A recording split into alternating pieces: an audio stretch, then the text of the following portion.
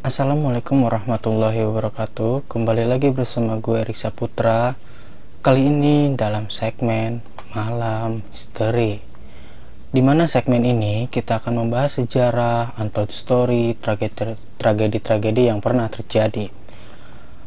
Bagi kalian yang sedang menonton video ini, semoga diberi kesehatan selalu dan semoga kita semua terhindar dari wabah yang sedang melanda dunia saat ini. Dan semoga tanah air kita tercinta ini cepat pulih ya dari wabah yang sedang melanda. Pada kesempatan kali ini, gue mau menceritakan kisah nyata yang dialami sama Andi, Randu, dan Riven sewaktu dia masih SMP. Sumber cerita ini gue angkat dari Twitternya Simple Man. Simple Man ini banyak sekali cerita-cerita horornya. Kalian bisa kunjungi Twitternya Simple Man di bawah deskripsi. Sebuah cerita yang akan membuat gue berpikir berulang dari arti sebuah kematian, yang sebenarnya cerita tentang sebuah keluarga yang terkait dengan sebuah takdir yang akan membawa mereka dalam satu bencana yang disebut Sirep Dunyoto. Sirep Dunyoto ini dalam bahasa Indonesianya hidup namun mati. Oh ya, di sini gue bercerita dari sudut pandangnya Andi ya. Sebelum lanjut ke ceritanya, bagi kalian yang belum klik subscribe, ayo klik subscribe di bawah ini dan aktifkan lonceng notifikasinya agar kalian tidak ketinggalan video-video selanjutnya. Jangan lupa follow gue juga di Instagram ya. Udah, gak usah berlama-lama lagi. Berikut adalah ceritanya. Berlatarkan tahun awal 2000-an, cerita ini terjadi di sebuah kabupaten di Jawa Timur yang gak bisa gue sebutin di mana tempatnya. Dan disinilah semuanya kita mulai. Seperti biasa, setiap minggu adalah waktu gua untuk bersepeda keliling kampung. Dan pagi ini menjadi lebih spesial ketika teman baik gua waktu di SMP, yaitu Randu dan Riven, datang jauh-jauh dari kota untuk bisa berlibur dan menginap di kampung halaman gua. Sebenarnya alasan teman gua ini bukan untuk sekedar menginap dan mengenal rumahnya gua aja sih ya, namun untuk melihat saksi bisu dari peristiwa yang tempo hari gua ceritain ke mereka. Mereka bertiga ngomong dalam bahasa Jawa yang artinya seperti ini. Di, ki omahe sopo to? Gede bener. Iki omahe sing tak critakne wengi. Sembari menatap jauh jendela-jendela serta pintu yang sudah rusak tergerus zaman, peristiwa ini sendiri sudah terjadi sekitar 4 tahun yang lalu.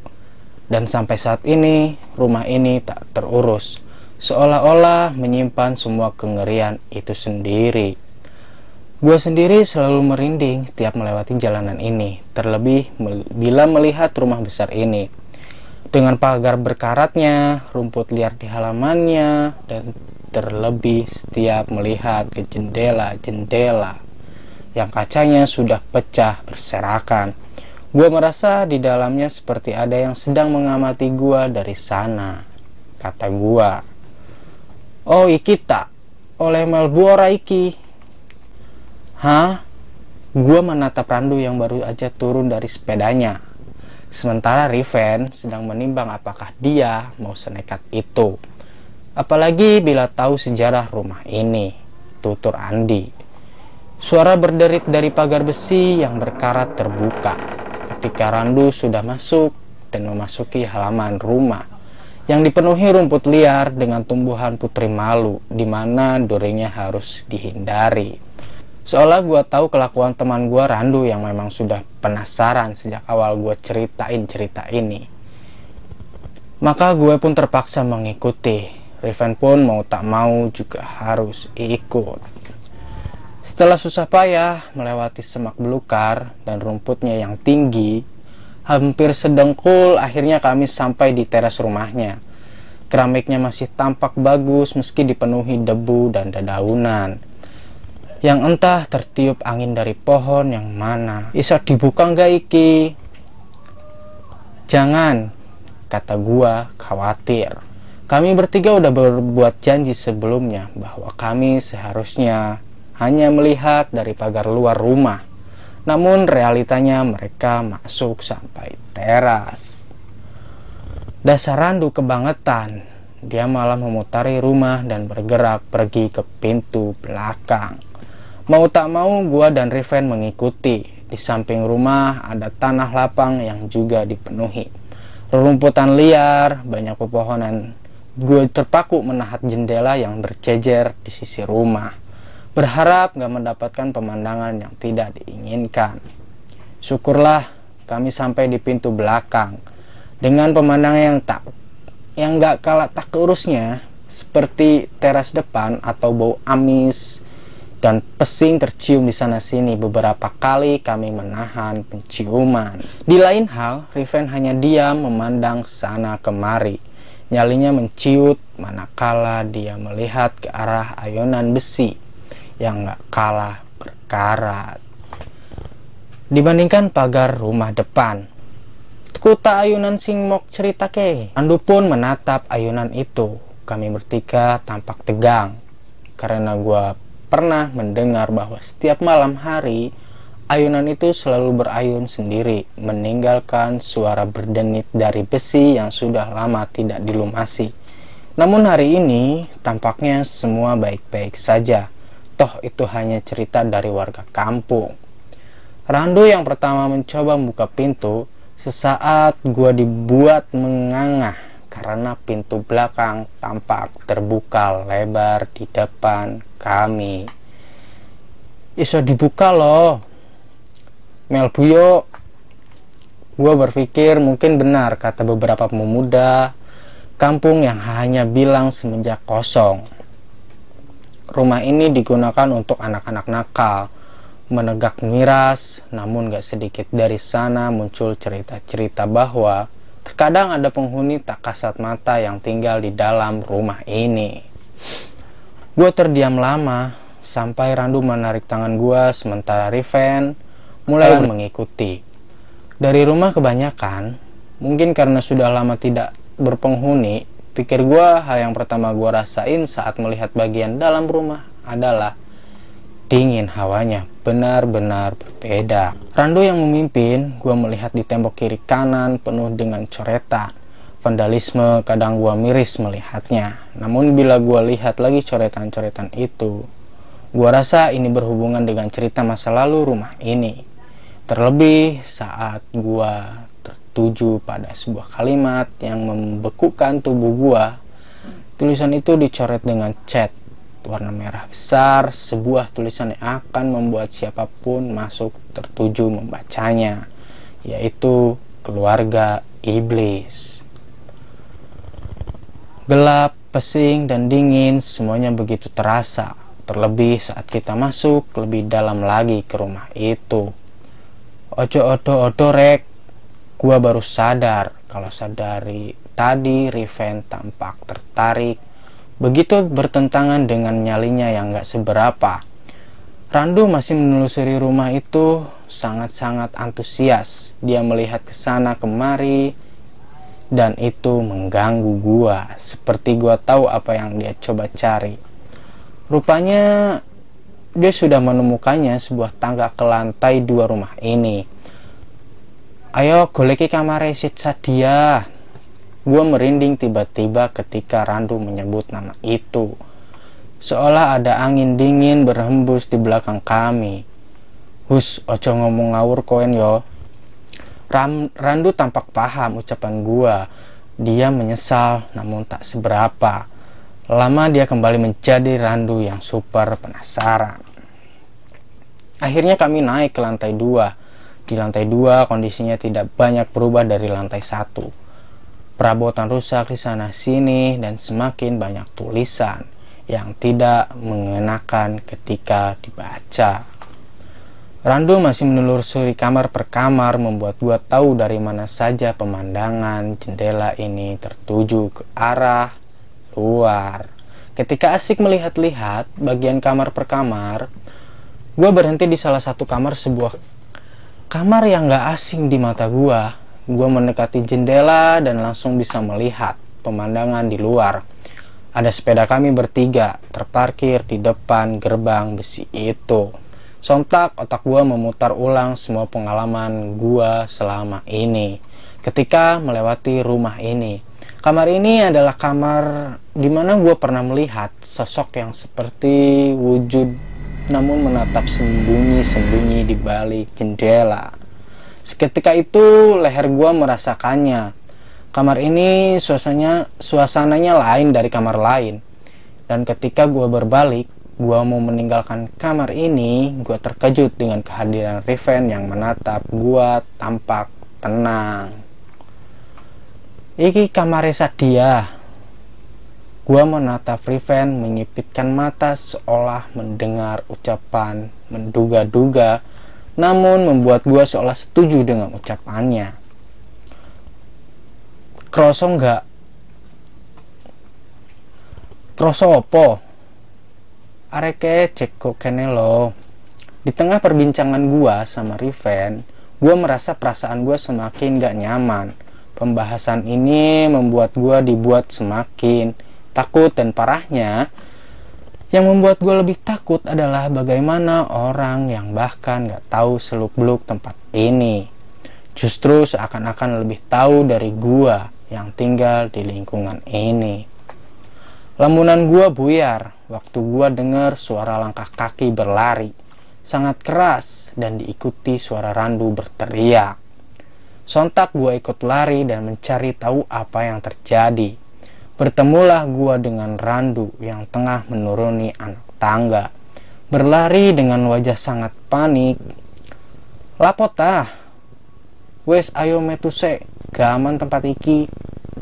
Kami berdua berlari keluar dari pintu belakang, menyusuri rumput liar halaman rumah dan akhirnya keluar dari pagar. Di sana gua terdiam saat melihat Riven sudah berdiri di sana, menunggu di atas sepeda. Asu, moso aku ditinggal jeneng kene.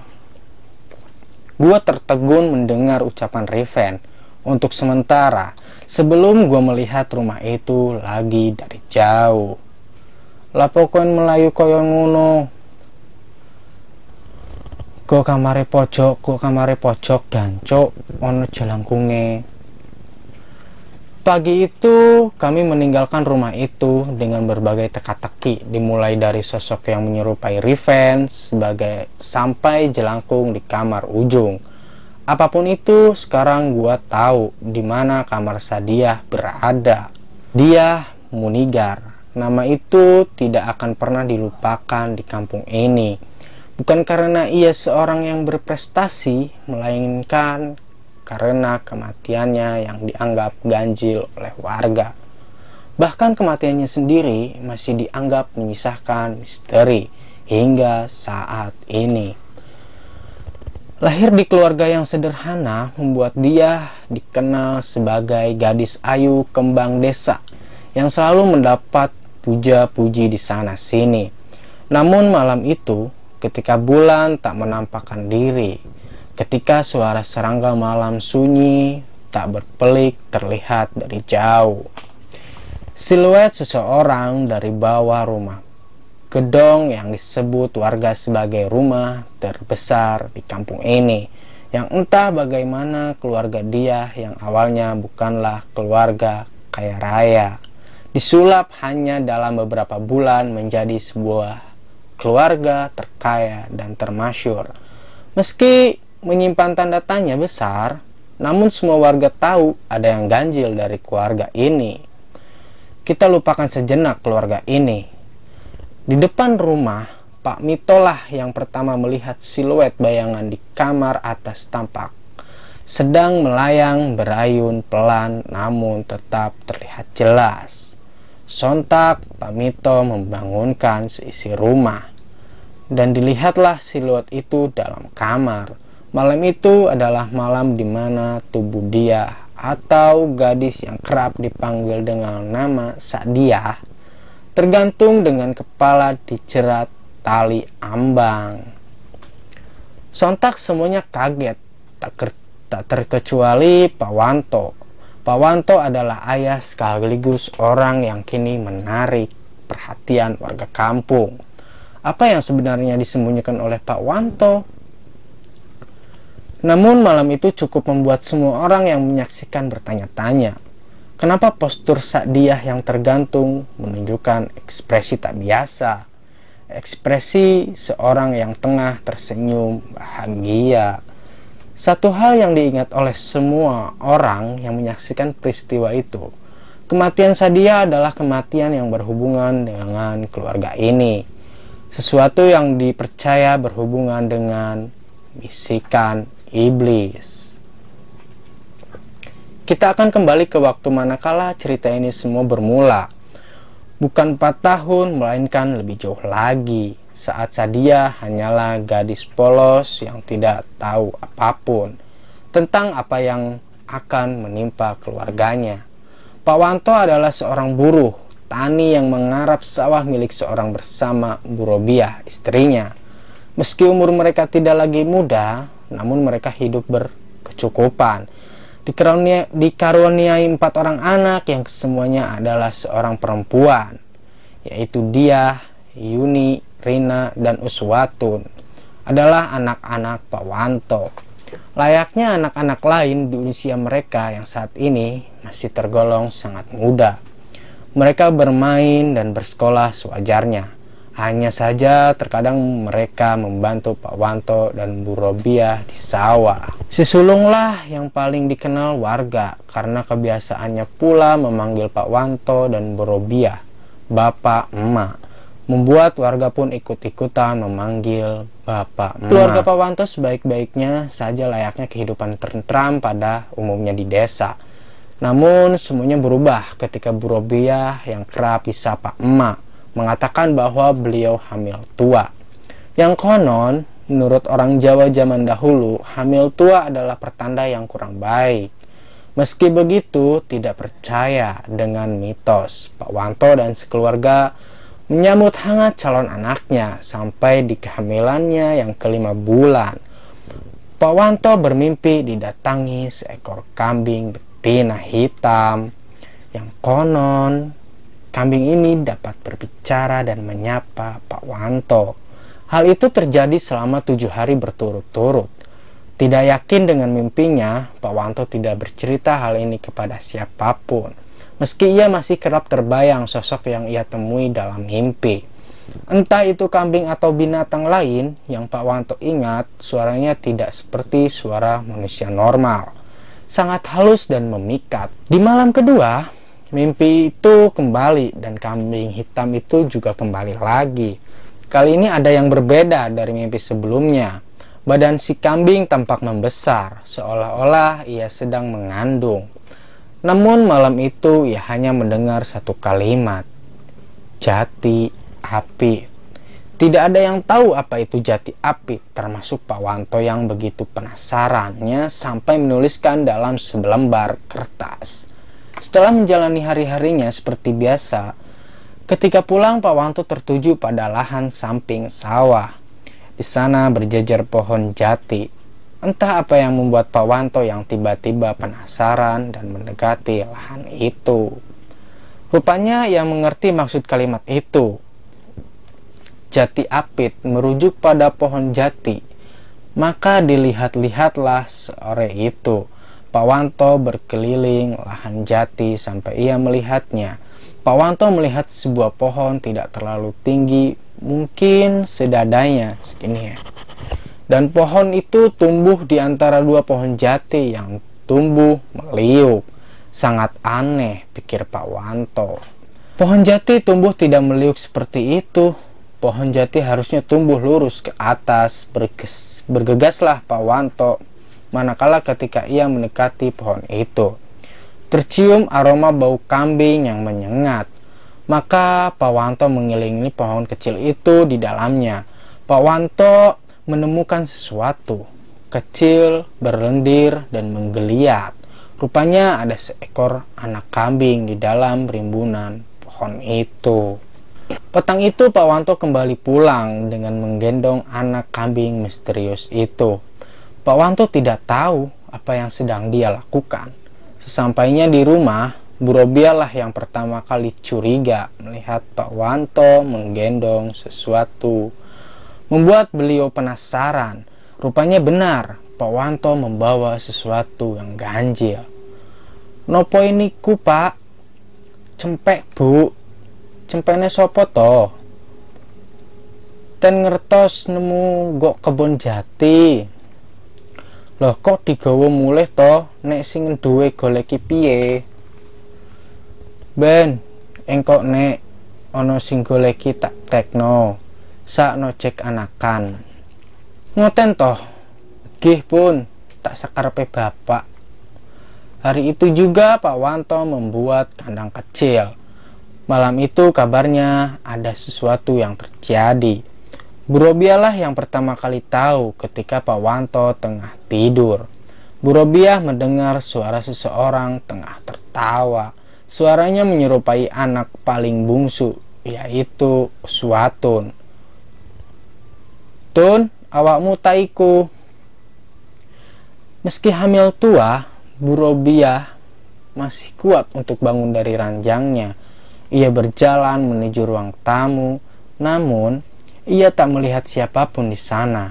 Ketika Bu Robiah akan kembali ke kamar, suara itu terdengar kembali.